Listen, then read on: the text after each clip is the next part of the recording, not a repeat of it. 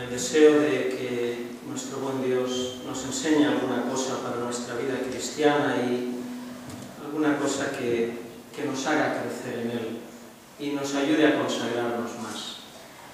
Y que por su palabra que entendamos y que aprendamos, pues nuestro corazón se rompa un poquito más a sus pies para experiencias mejores de consagración, de servicio, de fidelidad. Que nuestro buen Dios así nos lo conceda en esta mañana y podamos disfrutar de un tiempo precioso con su palabra en esta hora.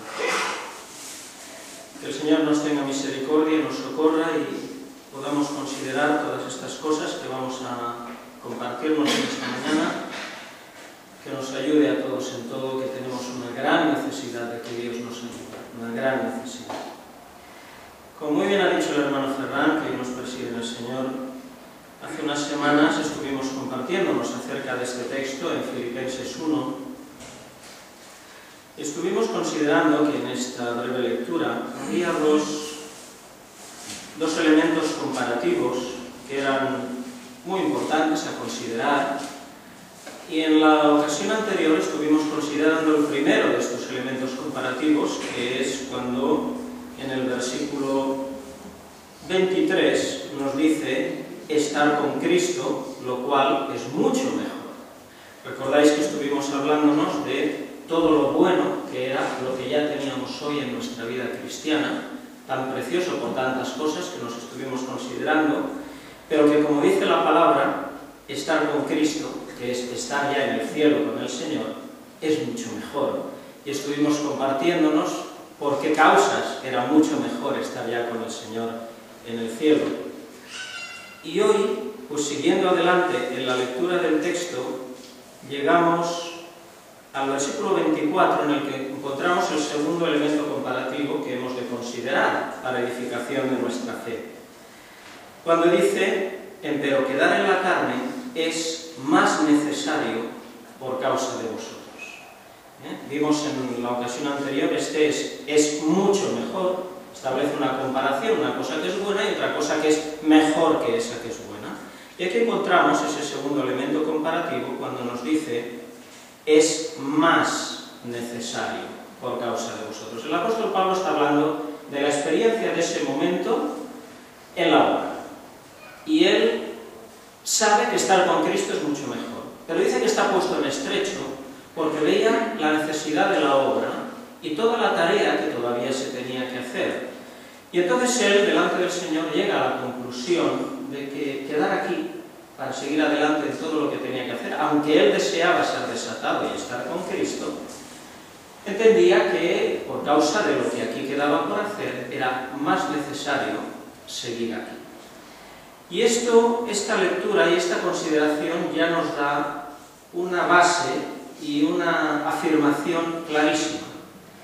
Si en ese momento para Pablo era más necesario quedar aquí por causa de la obra, luego estar con Cristo en el cielo es necesario. Si no, no diría es más necesario, diría otra cosa o lo expresaría de otra manera. De manera que la lectura atenta de la palabra del Señor nos lleva a la conclusión de que estar un día en el cielo con el Señor es necesario. Y nosotros pensamos que cuando nos proyectamos en nuestra visión espiritual al cielo, a estar allí con el Señor, pensamos que esto es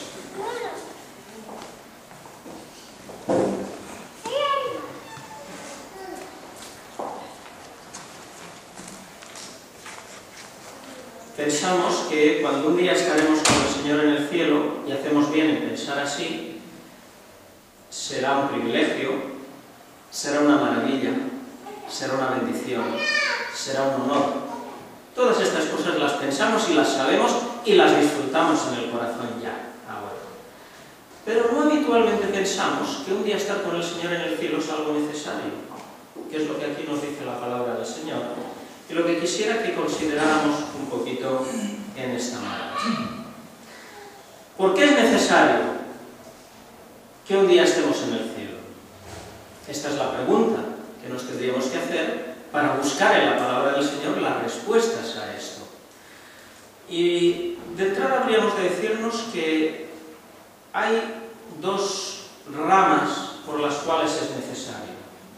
La una es por causa de nosotros mismos y la otra es por causa de Dios mismo. Y hoy miraremos la primera de estas ramas, que es necesario estar un día en el cielo con el Señor por causa de nosotros. Y diríamos, ¿por qué? Hemos dicho, será una gran bendición que Dios me dará, un privilegio maravilloso, pero que sea necesario por causa de mí, que yo un día esté en el cielo.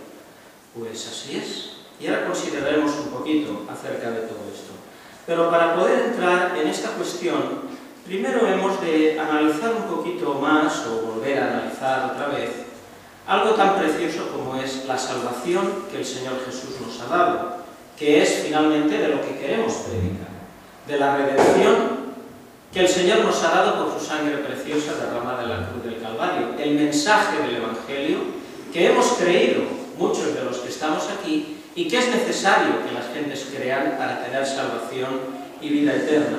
Y el Señor Jesús en el Evangelio de Juan, en el capítulo 6, y el versículo 47 nos dice unas palabras conocidas de todos, pero que es bueno que volvamos a considerar para darnos cuenta de cómo es la salvación que el Señor nos ha dado, para entonces sí poder encarar acerca de esa necesidad de estar un día en el cielo. Juan 6, 47 nos dice el Señor Jesús: de cierto os digo, el que cree en mí tiene vida eterna. Las palabras del Señor Jesús, tan conocidas de todos nosotros, tantas veces predicadas, y en las que tenemos un fortísimo consuelo. El Señor Jesús lo dice así, y así es. Y lo dice en esta manera.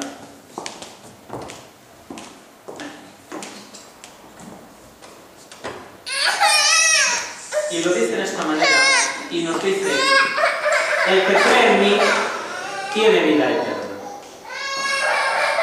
Cuando el Señor nos habla de vida eterna, nos está hablando de algo que no tiene un fin, de algo que no se acaba, de algo que es para siempre. Nos habla de una salvación que es para siempre. Quien cree en el Señor Jesús como su Salvador personal, deposita su fe en Él, en la obra que el Señor Jesús hizo en la cruz del Calvario, y pide al Señor, arrepentido de sus pecados, que su sangre preciosa le limpie. El Señor le da salvación. Es lo que hemos cantado en el himno. Sé que solo así me emblanqueceré. Lávame en tu sangre, Jesús, y nieve a blancura tendré. Quien cree en el Señor Jesús de todo corazón, pone su fe en Él y se arrepiente de sus pecados, la sangre preciosa del Señor Jesús nos limpia de todo pecado.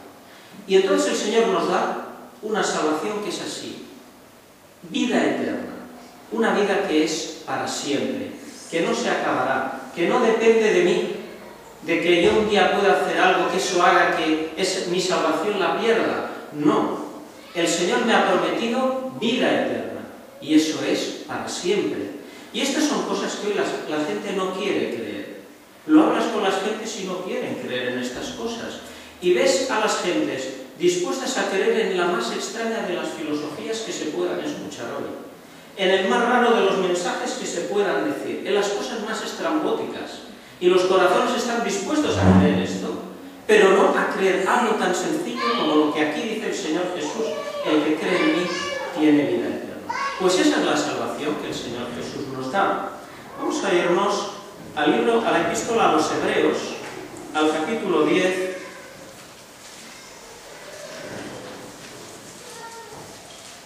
Hebreos capítulo 10,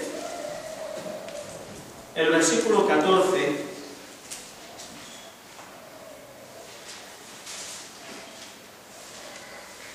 nos dice: porque con una sola ofrenda hizo perfectos para siempre a los santificados. Nos habla de la obra del Señor Jesús en la cruz y nos habla de que es una sola ofrenda. Una sola vez el Señor Jesús murió en la cruz, fue sacrificado allí, ofreció su vida una sola vez para agotar nuestros pecados. No son necesarios más sacrificios. Con una sola vez ha sido suficiente, ha bastado. Y dice que con esa una sola vez, que ya nos habla de una obra perfecta, que no es necesario completar con sacrificios sucesivos, una sola ofrenda hizo perfectos. El Señor, con su obra en la cruz, nos ha hecho perfectos, nos ha lavado con su sangre preciosa y ahora somos santos delante de Él. Dice, hizo perfectos para siempre a los santificados. Nos vuelve a hablar de una extensión en el tiempo. Antes nos hablaba, el que cree en mí tiene vida eterna. Y ahora nos dice que somos hechos perfectos para siempre, de manera que esta salvación no se acaba. Es una sola vez y es para siempre, y no se pierde. Y vamos a ir a un tercer versículo que está en la epístola a los Efesios. Efesios en el capítulo 1 y el versículo 7, donde nos dice, Efesios 1, 7, en el cual tenemos redención por su sangre, la remisión de pecados por las riquezas de su gracia. Nos habla de los pecados, que es lo que todos nosotros hemos cometido, y nos habla de que esos pecados son remitidos, son quitados, nos son perdonados por la sangre preciosa del Señor Jesús que es derramada. No por otra cosa, no por mérito mío ni de nadie, solo por la sangre preciosa que limpia el pecado, que es la única que tiene la virtud de limpiarlo y de remitirlo. Y dice que así, por las riquezas de su gracia, tenemos esta salvación. Es la gracia de Dios la que nos ha salvado y nos da pues una vida eterna que es para siempre, como hemos leído en todos estos textos. Bien, esta es la salvación que el Señor nos ha dado, que es una, que es única, que es para siempre y que no se pierde. Y esta es la esperanza de la vida eterna, lo que tenemos aquí y lo que un día tendremos para siempre con el Señor Jesús en el cielo. Esta es la salvación en la que hemos creído, la que disfrutamos y la que predicamos, para que todo aquel que crea en el Señor Jesús no se pierda, sino que tenga vida eterna. Y este es el mensaje que predicamos y que te predicamos a ti, si es que aún no has creído en el Señor Jesús como tu Salvador. Cree hoy en Él, en esta forma, con arrepentimiento y fe, y Él te dará vida eterna, vida para siempre, la que no se pierda. Así tenemos esta salvación tan grande. Pero entonces nos encontramos con la gran tragedia del hombre, que es la muerte. Porque todos nosotros hemos de morir. Es una sentencia que Dios dio en el Edén. El día que pecares, morirás. Y eso se cumple inexorablemente desde el primer hombre que fue Adán hasta hoy. Todos nosotros morimos. El apóstol Pablo se lo escribe así a los romanos, porque la paga del pecado es muerte. Y esto es así. De manera que todos nosotros, porque somos pecadores, aunque el Señor Jesús nos ha lavado con su sangre preciosa y nos ha redimido, y un día estaremos con Él para siempre, por el hecho de que hemos pecado, tenemos que pasar por esta sentencia que debe cumplirse en todos los que han pecado y también en nosotros. Y así nos dice la palabra que todos hemos de morir. Y aún nosotros que somos salvos y tenemos esta redención tan grande, un día tendremos que pasar por la muerte. No sabemos cuándo será. Será muy pronto o muy tarde. Puede ser en pocos años o en muchos, pero un día todos dejaremos este mundo. Y entonces Dios ha establecido que el día que muramos, los que hemos creído en Él como nuestro Salvador personal, nuestro espíritu vaya con Él al cielo. Eso es lo que Dios ha establecido. Vamos a verlo en dos pasajes que además son muy consoladores. Uno está en el Evangelio de Lucas, en el capítulo 23, Lucas 23, los versículos 42 y 43, que es el pasaje que nos habla, que es conocido, es el pasaje que nos habla de la crucifixión del Señor Jesús. Y estos versículos son los conocidos como los del ladrón arrepentido. Y nos dice en Lucas 23, 42 y 43, y dijo a Jesús: acuérdate de mí cuando vinieres a tu reino. Entonces Jesús le dijo: de cierto te digo que hoy estarás conmigo en el paraíso. La palabra del Señor Jesús, que se cumplió. Le dice que ese mismo día, porque ese día este ladrón iba a morir sobre la cruz, y además sabemos que le partieron las piernas para que muriera más pronto, como era costumbre, macabra costumbre de los romanos. Ese día, este hombre estuvo en el paraíso, entendiendo el paraíso como el cielo, como el lugar de estar con el Señor, no el paraíso terreno que ya pasó y que ya no es más, sino como el cielo. Y el Señor no solo le dice que estaría en el cielo, sino que le dice: estarás conmigo. De manera que el salvo va al cielo, pero además va al cielo con el Señor, para estar con el Señor. Por eso el apóstol Pablo en el pasaje de Filipenses dice estar con Cristo, lo cual es mucho mejor. No solo dice estar en el cielo, sino que dice estar con Cristo, incluyendo ambas cosas, que es estar en el cielo y estar con el Señor Jesús. Entonces vemos que este hombre ese día estuvo ya en el cielo con el Señor, no su cuerpo, porque su cuerpo quedó en una cruz y después sería puesto no sabemos dónde, porque no nos lo dice la Escritura, pero sabemos que su espíritu sí que ese día fue al cielo con el Señor. Vamos a leer otro texto en el libro de los Hechos de los Apóstoles. El libro de los Hechos, en el capítulo 7, que es el pasaje que nos habla del martirio de Esteban. Capítulo 7,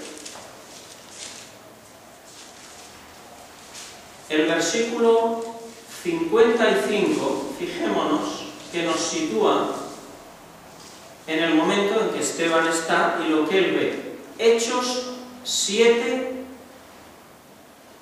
el versículo 55 nos dice: mas él, estando lleno de Espíritu Santo, puestos los ojos en el cielo, vio la gloria de Dios y a Jesús que estaba a la diestra de Dios. Vemos como Esteban ve el cielo abierto y en el cielo ve al Señor Jesús a la diestra de Dios. Y el versículo 59 nos dice: y apedrearon a Esteban, invocando él y diciendo: Señor Jesús, recibe mi espíritu. De manera que el Señor Jesús, donde hemos visto que estaba, en el cielo, que es donde le ve Esteban. Y Esteban, que sabe que va a morir porque le están apedreando, invoca al Señor Jesús, clama a él que está en el cielo y le dice: Señor Jesús, recibe mi espíritu. Porque Esteban sabía que su cuerpo se iba a quedar allí. Una vez apedreado, le iba a morir y su cuerpo iba a quedar aquí en la tierra. Y sabe que el Señor Jesús está en el cielo y sabe que su espíritu, porque dice que está lleno de Espíritu Santo, sabe que su espíritu iba a ir con el Señor al cielo. Por eso le dice: Señor Jesús, recibe mi espíritu. Y el espíritu de Esteban fue a la presencia del Señor Jesús en el cielo. Esa es la realidad del creyente cuando muere. Que Dios ha establecido que nuestro espíritu vaya con el Señor Jesús al cielo. Y esto es tan consolador, ¿verdad? ¿Cuánto nos consuela esto cuando hemos perdido a un ser querido que es del pueblo de Dios? Y sabemos que ahora su espíritu está en el cielo con el Señor Jesús. Con el Señor Jesús. Y Dios establece que esto es así, pero es que es necesario que sea así. Y que cuando fallecemos, nuestro espíritu vaya al cielo. Pero ¿por qué es necesario que sea así? Y no de otra forma. Más allá de un privilegio y una bendición, ¿por qué es necesario? Tenemos que irnos al origen, tenemos que irnos al Génesis. Vamos a abrir las Biblias en el libro del Génesis, porque es la forma en que vamos a entender esto. Y diríamos, si en el Génesis vamos a encontrar la respuesta de por qué es necesario que vayamos al cielo. El libro de Génesis nos da respuesta. Vamos a ir al primer capítulo del primer libro de la Biblia. Génesis 1, versículo 31.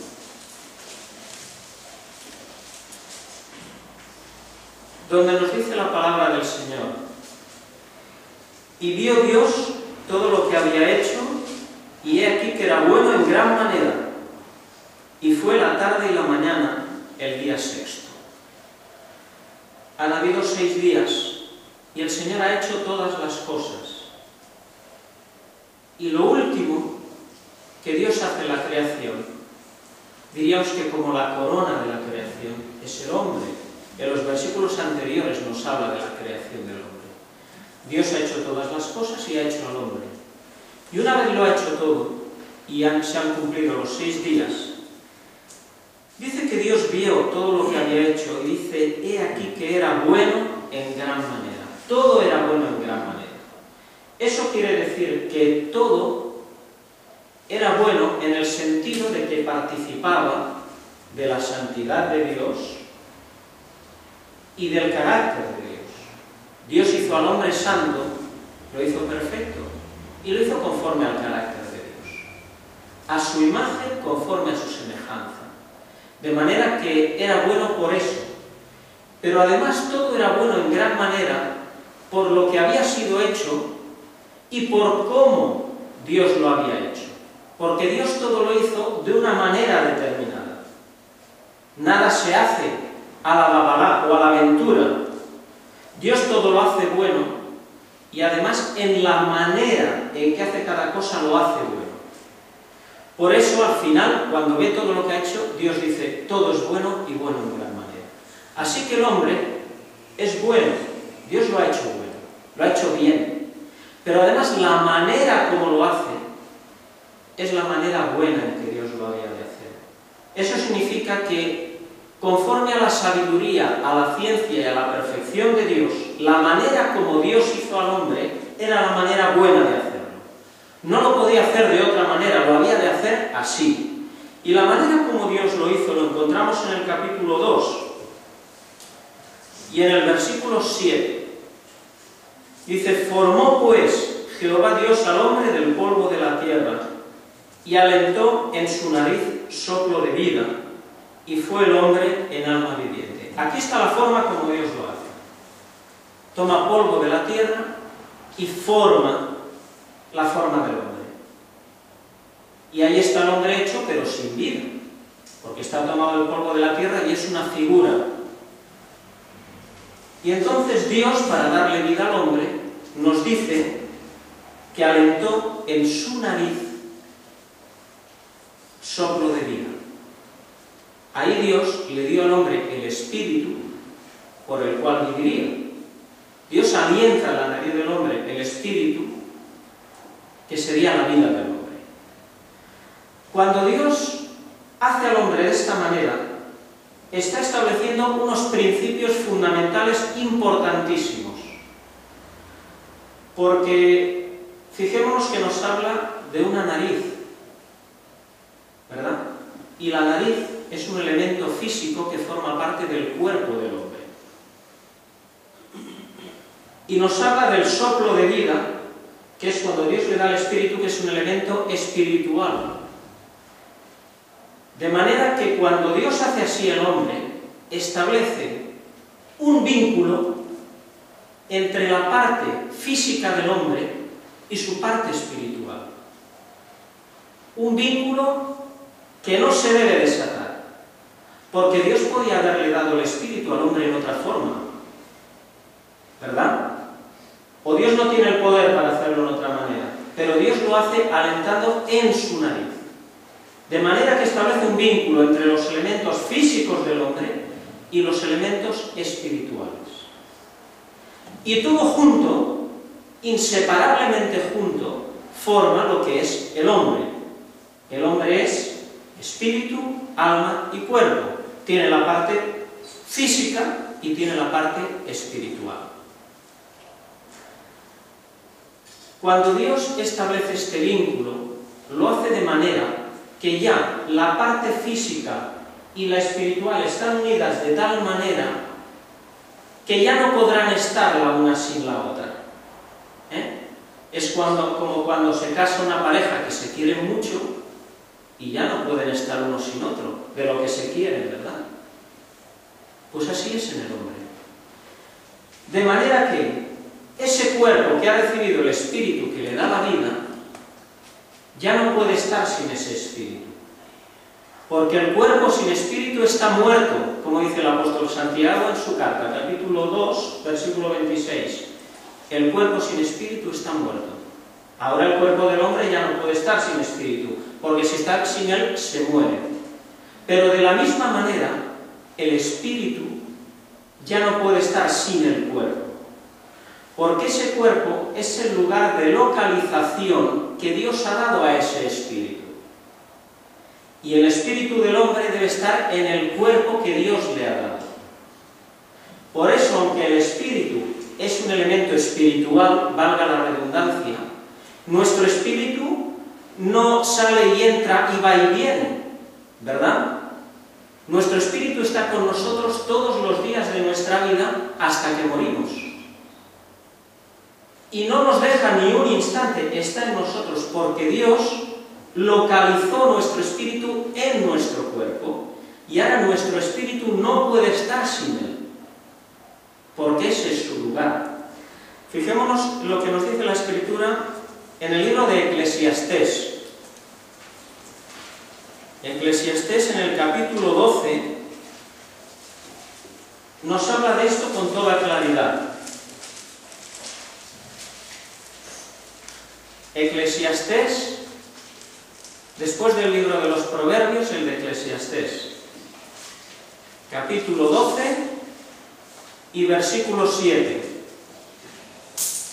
nos dice: y el polvo se torne a la tierra como era, y el espíritu se vuelva a Dios que lo dio. Nos dice la palabra del Señor que el espíritu de cada hombre, que es el que nos da vida, Dios se lo ha dado a cada hombre. El espíritu se vuelva a Dios que lo dio. ¿Qué significa dar? Tener una cosa tuya, que es tuya, que te pertenece, y entregársela a otro para que sea de él, ¿verdad? Esto es lo que nos está diciendo aquí la palabra. Y este verbo dio, este verbo dar, que aparece aquí en Eclesiastés, y quiero agradecer al hermano Joan Marc que me hizo llegar un programa de trabajo muy importante, muy útil para todos los creyentes. Este verbo dar es en hebreo, que es como está escrito en el Antiguo Testamento, es el verbo Natán, parecido al nombre del profeta, pero sin la H, Natán. Y este verbo Natán, en el Antiguo Testamento, se utiliza y se traduce de diferentes formas. Es un verbo amplio en significados, aunque todos relacionados al mismo concepto. Vemos que aquí nos dice que lo dio, es el verbo dar, que así lo utiliza también la palabra en el libro de Génesis, cuando dice que la mujer tomó del fruto del árbol y comió, y dio al hombre para que comiera así como ella. El fruto, ella come, le da al hombre para que coma también. Es el sentido, el concepto de te doy esto para que tú lo tengas. Pero este verbo natán, además de como dar, se traduce también como poner como colocar o como poner en un lugar. Y la primera vez que este verbo aparece en la palabra del Señor es en Génesis 1:17, cuando hablándonos de las estrellas en la creación dice: y púsolas Dios en la expansión de los cielos para alumbrar sobre la tierra. Púsolas Dios. Eso es lo que significa. Ese dar, cuando Dios da el Espíritu al hombre para que viva y lo alienta en su nariz, significa que lo está poniendo en un lugar determinado, que lo está colocando en un lugar, que es el cuerpo del hombre. Así que Dios establece que mi espíritu ha de estar en mi cuerpo, como el tuyo en el tuyo, y ese es su lugar donde ha de estar, su localización permanente. Así Dios lo hace. Pero entonces nos encontramos con el gran problema y la gran tragedia de la humanidad, que es que el pecado entra. El pecado entra en el mundo por un hombre, como nos dice la Escritura. Y el pecado pasa a todos los hombres porque todos pecaron. Y en Adán todos pecamos. Y el pecado nos trae consigo la muerte. Nos trae la muerte espiritual, que es la separación de Dios. Perdemos la comunión con Dios, que es la tragedia del hombre. Y perdemos la vida, porque un día morimos físicamente también. Primero se produce la muerte espiritual, Adán y Eva fueron separados de Dios, y con el paso del tiempo acabaron muriendo físicamente conforme a la sentencia de Dios. ¿Qué ocurre cuando llega el día que morimos físicamente? Lo hemos leído en el pasaje de Eclesiastés, cuando nos dice, voy a buscarlo otra vez, así no lo digo de memoria y no me equivoco, porque teniendo donde leer, para que vamos a decirlo y podernos equivocar. Dice: y el polvo se torne a la tierra como era, y el espíritu se vuelva a Dios que lo dio. Dios había dicho: el día que pecares morirás. Y le dijo al hombre: polvo eres y al polvo serás tornado.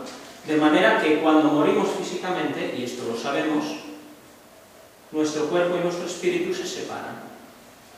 El cuerpo, como es un elemento orgánico, vuelve al polvo, se deshace y vuelve al polvo.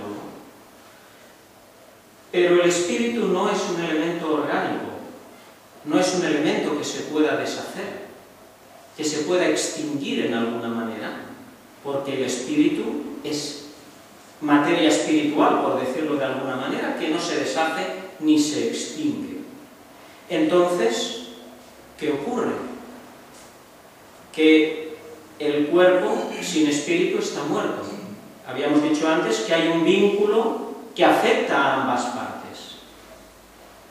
El cuerpo muere porque el espíritu se va, dice que vuelve a Dios que lo dio, y el cuerpo vuelve al polvo.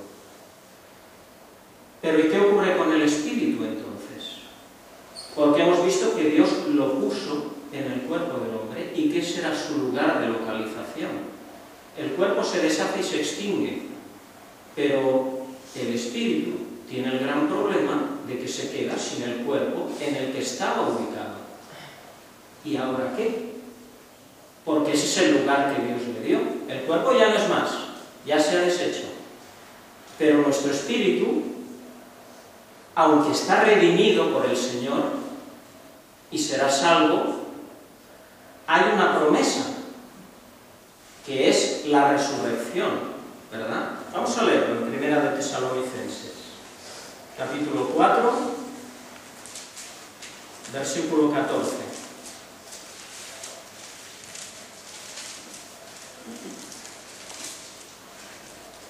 Primera de Tesalonicenses 4:14 en adelante nos dice: porque si creemos que Jesús murió y resucitó, así también traerá Dios con él a los que durmieron en Jesús. Por lo cual os decimos esto en palabra del Señor, que nosotros que vivimos, que habremos quedado hasta la venida del Señor, no seremos delanteros a los que durmieron. Porque el mismo Señor, con aclamación, con voz de arcángel y con trompeta de Dios, descenderá del cielo, y los muertos en Cristo resucitarán primero. Luego nosotros, los que vivimos, los que quedamos, juntamente con ellos seremos arrebatados en las nubes a recibir al Señor en el aire, y así estaremos siempre con el Señor. Este pasaje nos habla de la segunda venida de Cristo, del arrebatamiento de la Iglesia, pero nos habla de los que ya han fallecido, de los que ya han muerto, que han dormido en el Señor. Y nos dice, y los muertos en Cristo resucitarán primero. Nos habla de la resurrección. La resurrección será cuando el espíritu de esos creyentes que ya han muerto tomarán de nuevo su cuerpo, un cuerpo resucitado y glorificado, y volverá a unirse lo que un día se separó por la muerte. Y se reunirá en un cuerpo de gloria muy diferente al que tenemos ahora. Pero la promesa es la resurrección del cuerpo, que efectivamente es el lugar que Dios dio a nuestro espíritu para estar, su localización. Pero hasta que llegue el día de la resurrección, ¿qué ocurre con el espíritu? Porque claro, el lugar que Dios le dio era ese, pero a ese lugar ya no está. Y el espíritu no se extingue. Y nuestro espíritu, si el Señor no lo llevara con él al cielo, nuestro espíritu estaría vagando hasta el día que volviera a recoger su cuerpo. Podría ser un día, podría ser un año, o podrían ser 2000 años, como llevan ya los creyentes, los primeros creyentes que fallecieron. Porque nuestro espíritu no tendría el lugar suyo de morada. ¿Y dónde estaría? ¿Dónde estaría? Por eso es necesario que el Señor Jesús, el espíritu del creyente, lo lleve al cielo. Es necesario para que no esté todo ese lapsus de tiempo, que puede ser mucho o poco, sin un lugar en el cual estar. Porque eso, a pesar de que nuestro espíritu estaría redimido, eso implicaría falta de reposo a nuestro espíritu. Porque en la palabra del Señor, el reposo está relacionado con un lugar permanente de morada. Vamos a verlo en unos pasajes y así esto nos quedará un poquito más claro. Vamos a leer en Isaías, en el capítulo 34, y el versículo 14, que nos habla de los animales, pero fijémonos lo que nos dice de ellos respecto a esto que estamos hablando. Isaías 34, 14. Dice, y las bestias monteses se encontrarán con los gatos cervales, y el pelludo gritará a su compañero. La lamia también tendrá allí asiento y hallará para sí reposo. Está hablando de un animal que encuentra un lugar en el que estar, en el que morar, y que eso le da reposo, porque ha encontrado allí donde hacer su madriguera, su sitio donde estar. Pero vamos a ver en Deuteronomio, en el capítulo 12, la experiencia del pueblo de Israel. Sé que vamos de unos textos a otros y tenemos que ir un poquito deprisa, si no nos dará tiempo. Deuteronomio, capítulo 12, versículo 9. Sabemos que Israel salió de Egipto y que durante 40 años peregrinó por el desierto hacia la tierra prometida que el Señor les había de dar. Y dice, porque aún hasta ahora no habéis entrado al reposo y a la heredad que os da Jehová, vuestro Dios. Aquí les está hablando Moisés de la tierra prometida. Aún no habían llegado, estaban ya muy cerquita, pero aún no estaban allí. Y hablando de ella, la referencia que hace es, no habéis entrado al reposo y a la heredad que Jehová vuestro Dios os da. El lugar donde habían de morar había de ser su reposo. Incluso, volvemos a Isaías, el mismo Dios, hablando de sí mismo, nos habla de estas cosas. En el capítulo 66 de Isaías, y el versículo 1, nos dice, Jehová dijo así, el cielo es mi solio y la tierra estrado de mis pies. ¿Dónde está la casa que me habréis de edificar? ¿Y dónde este lugar de mi reposo? Dios tiene reposo siempre, porque Él es Dios. Y es el Dios de la perfecta paz y del perfecto descanso. Dios tiene reposo siempre en todo lugar. Pero cuando habla de la casa, del templo que le habían de edificar en Jerusalén, habla, ¿dónde este lugar de mi reposo? Porque está haciendo referencia a que el lugar donde uno mora es el lugar de su reposo. ¿Y qué ocurriría con el espíritu del hombre si Dios no lo lleva al cielo? Que no tendría el lugar de morada y por lo tanto no tendría lugar de reposo. Por eso es necesario que en todo el espacio de tiempo que va desde que fallecemos hasta que haya la resurrección de los muertos y resucitemos a un cuerpo nuevo de gloria con el Señor, es necesario, por amor de nosotros, por amor de nuestro espíritu y del reposo de nuestro espíritu, que el Señor Jesús lo lleve con Él al cielo. Y que todo ese tiempo el espíritu del creyente esté con el Señor en el cielo. Allí tiene morada. ¿O no lo dice así el Señor Jesús? En la casa de mi Padre, como dice, muchas moradas hay. Y allí está el espíritu del creyente en la morada del cielo. Y cuando está en su morada, reposa. Por eso es necesario, hermanos, es necesario que el Señor Jesús se lleve nuestro espíritu al cielo, porque así nuestro espíritu descansa. Y por eso la palabra del Señor en la epístola a los Hebreos, cuando habla del espíritu del creyente que va al cielo, habla de entrar en su reposo. Habla de entrar en su reposo. Es precioso. Os lo voy a leer, porque es un versículo muy consolador y quiero leerlo. Quiero que lo leamos porque nos da tanta consolación al corazón. En la epístola a los Hebreos, en el capítulo 4.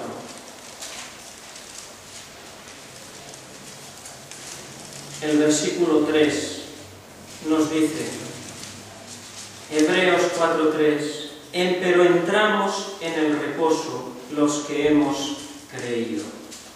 Ir al cielo, Dios lo califica como entrar en el reposo. ¿Por qué? Porque si no, nuestro espíritu no lo tendría, hermanos, no lo tendría. Nuestro espíritu necesita que el Señor lo lleve a morar con Él, a la morada del cielo, a la casa del Padre, para que more allí y entonces allí entre en el reposo. Y los versículos del 9 al 11, por tanto queda un reposo para el pueblo de Dios, porque el que ha entrado en su reposo, también él ha reposado de sus obras, como Dios de las suyas. Procuremos pues de entrar en aquel reposo. Hermanos, es una maravilla. Y yo digo, Señor, gracias, porque un día llevarás mi espíritu al cielo y así mi espíritu descansará. Y era necesario que fuera así, no podía ser de otra manera. ¿Cómo iba a dejar el Señor Jesús nuestro espíritu vagando aquí hasta que recogiera nuestro cuerpo? ¿Cómo lo iba a hacer así? Sí, estaría salvo, sí, pero ¿qué reposo tendría? Me lleva al cielo, nos llevará al cielo, a todos. Pero hermanos, hay algo más. Vamos muy deprisa, llevamos 45 minutos, pero hemos de ir a un punto que lo hemos de acabar. Yo sé que estamos un poquito cansados ya, porque son cosas un poquito que nos consuelan, pero hay que entrar en ellas, y hay que meditar y fatiga un poquito la mente, pero el corazón se alegra. Pero no podemos quedarnos solo en la primera parte, porque es necesario que el Señor lleve nuestro espíritu al cielo por su reposo. Pero no acabaría, porque tenemos dos fases en nuestra experiencia en el cielo. La una es en la que ya están muchos hermanos, que su espíritu está con el Señor. Ahí está el ladrón arrepentido, ahí está Esteban, y ahí están todos nuestros amados que ya han partido con el Señor. Está su espíritu. Pero un día habrá la resurrección de los muertos, como hemos leído. Y entonces también, con cuerpos resucitados, estaremos en el cielo con el Señor. También entonces será necesario que estemos en el cielo con el Señor. Es necesario también. no solo en la primera parte, también en la segunda. ¿Y por qué será necesario que ya con un cuerpo resucitado esté en el cielo con el Señor? ¿No podría estar aquí? ¿Por qué es necesario? Más que una bendición, más que un privilegio, más que una maravilla, ¿será necesario que estemos allí también con un cuerpo de gloria? Pues en la epístola a los Filipenses, un poquito más adelante, en el capítulo 3 y el versículo 21, dice, hablándonos de el día en que ya esa resurrección será y tendremos un cuerpo nuevo, dice, el cual transformará el cuerpo de vuestra bajeza para ser semejante al cuerpo de su gloria, por la operación con la cual puede también sujetar así todas las cosas. Hoy tenemos un cuerpo que la Escritura habla de bajeza. Tenemos un cuerpo de bajeza, lleno de flaquezas, de enfermedades y de todo lo que queráis. Nos degeneramos, nos envejecemos, cada vez somos más viejos, más feos y más de todo. Pero un día tendremos un cuerpo que será semejante al cuerpo de su gloria. Será un cuerpo diferente, semejante al cuerpo de la gloria del Señor. Así seremos un día, con un cuerpo que no tendrá nada que ver con este que tenemos aquí. ¿Qué tiene que ver un cuerpo de bajeza con un cuerpo de gloria? Nada. Son cosas totalmente diferentes. Entonces, si nos vamos a 1 de Corintios, al capítulo por excelencia de la resurrección, es 1 de Corintios 15, donde el apóstol Pablo hace toda una explicación teológica acerca de la resurrección de los muertos, con todo tipo de argumentación espiritual y doctrinal. Nos encontramos en el versículo 44, que dice, se siembra cuerpo animal, resucitará espiritual cuerpo. Hay cuerpo animal y hay cuerpo espiritual. El cuerpo que tenemos ahora es el cuerpo animal. Y un día tendremos cuerpo espiritual. Y son cosas totalmente diferentes, que no tienen nada que ver la una con la otra. El cuerpo animal es una cosa, que es esto que conocemos, y el cuerpo espiritual será una cosa totalmente diferente. De manera que, abundando más en esta realidad de cosas totalmente diferentes, el versículo 50 nos dice, fijémonos el paso que da más allá respecto a esto. Esto empero digo, hermanos, que la carne y la sangre no pueden heredar el reino de Dios, ni la corrupción hereda la incorrupción. Nos está hablando de la corrupción, que es lo que es nuestro cuerpo hoy, el cuerpo de bajeza, el cuerpo animal es cuerpo de corrupción, que un día se deshará. Pero nos habla de la incorrupción. El cuerpo nuevo, a imagen del Señor, conforme a su gloria, será un cuerpo de incorrupción. Nada tiene que ver la una cosa con la otra. De manera que, ¿cómo con ese cuerpo de gloria y de incorrupción podríamos vivir en este mundo de corrupción? Sería algo totalmente incompatible. Así que, cuando se produzca la resurrección, iremos con el Señor al cielo. Allí estaremos con Él, porque aquel será el lugar de habitación de este cuerpo que es de incorrupción. El cuerpo de gloria, que será un cuerpo de incorrupción, habrá de estar en un lugar apropiado para ese cuerpo. No puede ser aquí, tendrá que ser ahí. De manera que es necesario, por causa de la gloria y santidad de ese cuerpo nuevo que tendremos, que el Señor con Él nos lleve al cielo. Y diremos, sí, pero un día en el milenio estaremos aquí por 1000 años. Sí, estaremos aquí por 1000 años, pero será diferente la tierra, El Señor hará cambios, aquí no será lo mismo, y estaremos con el Señor. Será algo diferente. Y el Señor, alguien me podría decir, sí, pero el Señor estuvo días desde que resucitó aquí en la tierra hasta que fue con el Padre del cielo. Sí, estuvo con una misión y con un propósito. Pero su lugar de morada de ese cuerpo de gloria no era aquí, es allí, que es donde está ahora sentado a la diestra del Padre. De manera que con este cuerpo de bajeza, al revés, con el cuerpo nuevo de gloria que un día tendremos, no podríamos morar aquí. Sería incompatible, no será nuestro lugar. Por eso es necesario que el Señor nos lleve entonces con Él, ya resucitados, también al cielo. Así que es necesario en todas las fases. Cuando nuestro espíritu está solo, es necesario que esté en el cielo. cuando nuestro cuerpo ya esté resucitado y glorificado con el Espíritu, también será necesario que esté en el cielo.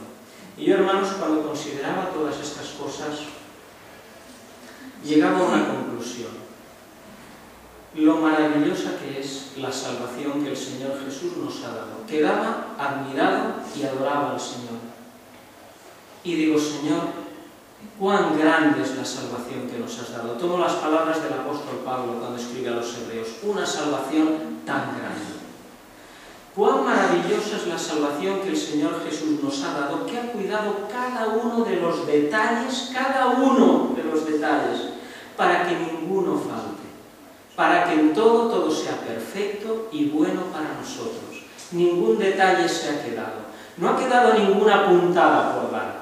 Los costureros, las costureras dicen: ¡ay, aquí se me ha escapado una puntada! No, no ha quedado ninguna puntada por dar. Los cirujanos, cuidado, que estén todas las puntadas dadas. Al Señor no se le ha escapado ninguna. ¡Qué detalle en todo! Que yo me maravillo, digo: Señor, yo no puedo decir nada más. Maravillarme delante de ti, postrarme delante de ti, adorarte por esta salvación tan perfecta que has cuidado en cada uno de los detalles, y para que mi espíritu tenga reposo. El día que yo parta de este cuerpo lo llevarás al cielo. Hermanos, es que es una maravilla tan grande. Y me uno al cántico que encontramos en Apocalipsis en el capítulo 15, cuando dice: grandes y maravillosas son tus obras, oh Señor Dios Todopoderoso. Grandes y maravillosas son tus obras, Señor Dios Todopoderoso. Justos y verdaderos son tus caminos, Rey de los santos. ¡Qué maravilla, hermanos! Gocémonos en estas cosas. Demos gloria al Señor. Demos gloria al Señor. Sobre todas las cosas demos gloria al Señor. Y lo que hemos considerado hoy, que nos quebrante un poquito más el corazón y digamos: Señor, tú me ganaste así. Yo quiero ser tuyo. Yo quiero ser para ti. Quiero vivir para ti, disfrutando plenamente lo que tengo hoy, en esperanza de todas estas cosas. Y si tú aún no has conocido todo esto, querido amigo, dale hoy tu corazón al Señor Jesús, para que tengas esperanza de estas cosas. Y un día tú, igual que todos nosotros, podamos entrar en el reposo. Que Dios nos bendiga. Esa es la perspectiva que tenemos, el reposo eterno, el reposo que es